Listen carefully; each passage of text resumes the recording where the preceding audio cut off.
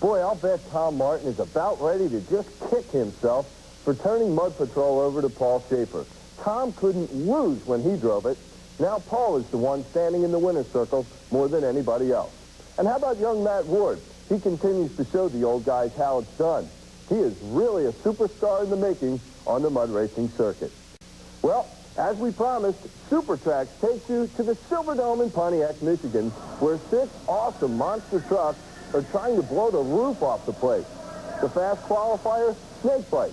He's driven by Colt Cobra with a time of 5.15 seconds. That means he gets lane choice all night after a first-round bye. And if you haven't seen this truck, you're in for a real treat. It's one of the newest and coolest-looking monsters on the U.S. Hot Rod Association circuit. And isn't Colt Cobra a great name for a monster truck driver? Round 1 is about to get underway, so let's go to Pontiac and Scott Douglas. Tom, already a big story has developed here in the Silverdome. The grave digger is not going to make it to the first round of competition. Want to show you what happened to the digger in qualifying. Leslie Anderson, the brother of truck owner Dennis Anderson, behind the wheel. And there, that metal piece flying out the back, one of the drive shaft loops. Another one falls off at the end of the run. The grave digger's done for the night. He'll not be back for the first round of competition. I broke the main shaft and transmission, the drive shaft. I put the drive shaft in, but the main shaft is broken. It'll take me about 45 minutes to change the transmission. Do you think you'll make it back for the next round? Is that enough time? No, there's no way I can make it back. You're out for the evening? Yeah, I'll be out for the evening. Very disappointing for Les Anderson, but we've got an outstanding field ready to go as we look at the Goodyear first-round pairing. After Snakebite's bye run, Beast will take on the Master of Disaster. Then Psycho is coming out to take on the Pony Express, and we'll look at Fairly Tame, his first-round opponent, the Keystone Crusher. First up, though, we're going to see the bye run of this guy, the Snakebite. The new hot shot out of Cobra Creek, Colorado, Ross Cooperman and Joe Nune caught up with Colt Cobra before this run. Tell us about your monster truck, Snakebite. Well, let me tell you something, Ross and Joe. I built this truck last year to come out here and compete against these boys and just show them what real monster trucks are all about. And let me tell you right now, right behind here is a power-beating Ford 557 cubic inch. I've been chasing that green truck over ours here in November, and he put me out. And I'm here to stay. I'm going to stake my claim to this Silverdome tonight. They may not come any cockier than that guy right there, Colt Cobra. He gets a bye run as our fast qualifier is Snakebite.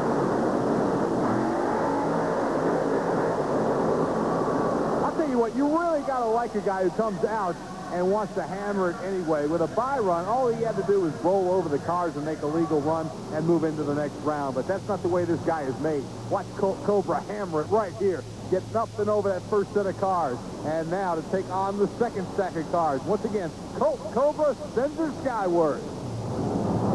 A good, solid legal run with a bye. Snakebite will now move into the semifinal round. His opponent is about to be determined between the Beast and Master of Disaster, who'll be coming out next. One more time with Colt Cobra. He takes those first 3 cars, gets them in pretty good shape, and has a lot of momentum built up for the second stack of cars.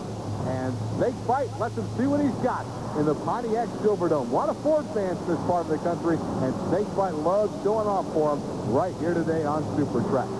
Well, now we get a look at the Beast and the Master of Disaster. They'll go side by side. Our first elimination matchup of the day. From Dayton, Ohio, it's Bob Holman bringing out the Beast, lining up to go up against a Minnesota-based Chevrolet. This is Jim Thomas behind the wheel of the Master of Disaster out of Albany, Minnesota. What goes into that? If you are a little bit lower on power, what are you reacting to? You're driving over cars and you're going over dirt. Can you tell a little bit more about that? Just the main thing is getting a good start, getting them off the line, off the starting line. What kind of a skill does it take to be a driver of a monster truck? I think you got to be more crazy than anything. Is that how you would describe yourself? You bet.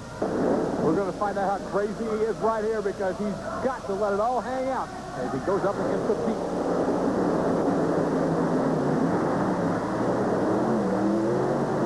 The win to the Master of Disaster, and Jim Thomas as the Beast is underpowered coming over that last set of cars. On the replay from the end zone, you can see both trucks slow a bit off the starting line, but then the Master of Disaster able to pick up momentum right here in between the sets of cars while the Beast had run out of power. And Jim Thomas will get a date with Snakebite in our semifinals a little later on Super Trax after that victory. A different angle this time on the replay, and you'll see as they go over that first set of cars, that's it for the Beast. He runs out of power at that point. Don't know what went wrong on Holman's truck, but he's done. It's all Master of Disaster on the second half of the course. From Albany, Minnesota, driving the Chevrolet, Jim Thomas wins it in the Master of Disaster. Well, our next first round matchup will send the Psycho trackward against the Pony Express. Gary Strand, the Psycho driver, talks about Ross Superman. Gary, how'd you get that name? It's kind of a reputation I've gathered over the years with my other truck. The way I drove and the way I perform, the guys have kind of just called me crazy and idiotic, and it just kind of stuck. Well, what are some of the crazy things you do with Psycho when you're out on the track? Well, basically, I do a lot of wheelies, and most of the time what I'm famous for is my backwards wheelie, and I've stood it up on the front end before and bounced it on the nose, not by choice, but when the crowd's there and the people start cheering, there's nothing you can do but really stand on it and please the crowd. Oh, that's a lot of fun, but here with the U.S. Hot Rod Association today, it's pure out racing, and he's got to beat this guy, Anthony Portier, and the Pony Express. The Mustang lines up at the line. Portier out of Dayton, Ohio, ready to go up against Gary Graham Psycho.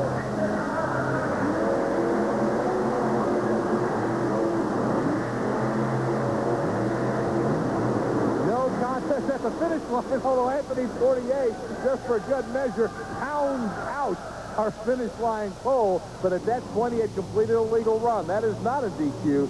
Under U.S. Hot Rod Association rules, you've got to keep two wheels, one front wheel and one back wheel, over the obstacle. And as you'll see at the end of the run, 48 does have that requirement met. So even though he knocked out the finish line pole, he did nothing illegal. It is a victory for the Pony Express and Anthony Portier.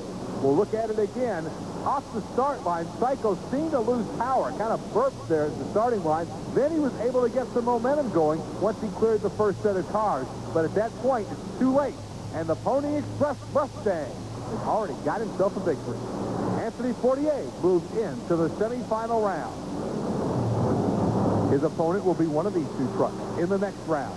Barely Tame, the truck on the left, and the Keystone Crusher on your right. The Keystone State produces Dave Harris. He's out of York, Pennsylvania in the Crusher. The Chevrolet with that slogan a lot of Chevys like to use. Have you driven over a Ford lately?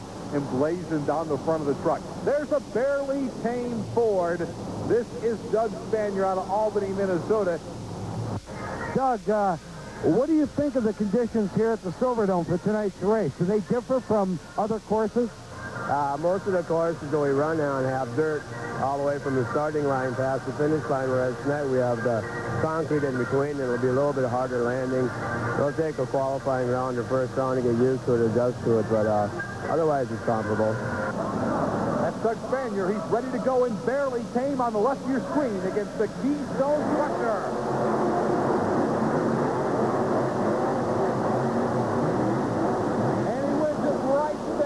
Doug Spanier and Barely Tame taking the victory over Dave Harris and the Keystone Crusher. There you see the Ford victorious from the end zone.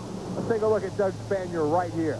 He talked about the concrete. That's what he's on now. Gets a little momentum up the ramp and a good-looking run for Barely Tame. He'll move into the semifinals in what will be an all-Ford matchup. He'll be taking on the Pony Express a little bit later. Only one Chevy has made it to the Final Four. That's the Master of Disaster. But right here, it was all Ford power as Doug Spanier takes the victory in Barely Tame. Keystone Crusher never got a whole lot of momentum on this course, and he falls prey to a good, strong run from the Barely Tame Ford and Doug Spanier. So our Final Four has been determined here at the Pontiac Silverdome. Snakebite got a bye run. He's going to meet Master of Disaster, who put away the Beast in our first round of competition. The rest of the Goodyear first round results show the Pony Express beating Psycho, and then Barely Tame knocks off the Keystone Crusher.